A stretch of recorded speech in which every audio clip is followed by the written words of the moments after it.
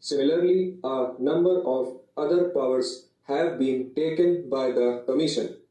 If a by-law is amended and if contracts have been entered into prior to the amendment of the by-law, and if the contracts are still outstanding and have not been fulfilled or performed, the new by-law that will be framed by the association will be applicable to these contracts also.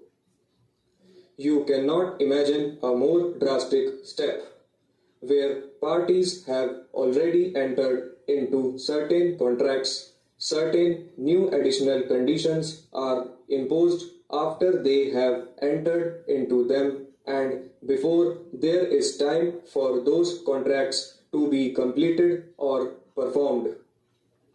Similarly, the Commission has also been given the power that they can close if somebody has violated some of the provisions, the contracts that the party has entered into. The commodities over which they exercise control are mostly commodities that are intended for export. For instance, jute and jute goods are manufactured mainly for export. The mills manufacture the goods and they sell them to the dealers, and the dealers generally sell them to the shippers and others. If a dealer has done something which is hit by any of the bylaws, the contract that he has entered into with the mills or some other dealer will be closed.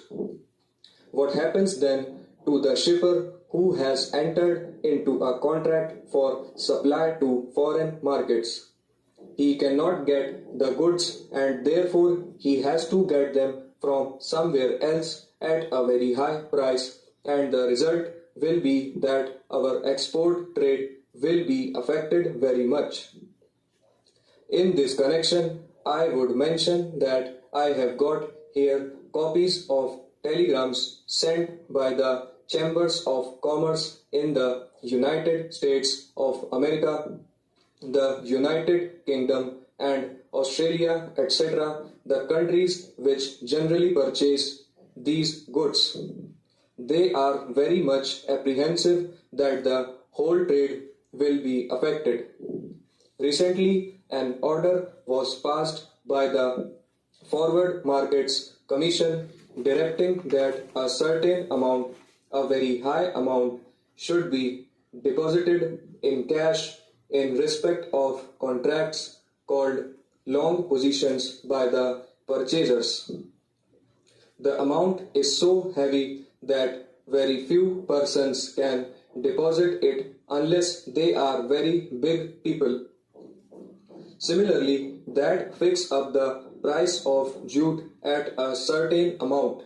The result is that the price of jute in Bangladesh, where it is produced much more than in India, is about rupees 10 more than the price in India, and as a result, the extraordinary phenomenon has happened this year that about 50,000 bales have been smuggled into Bangladesh from India.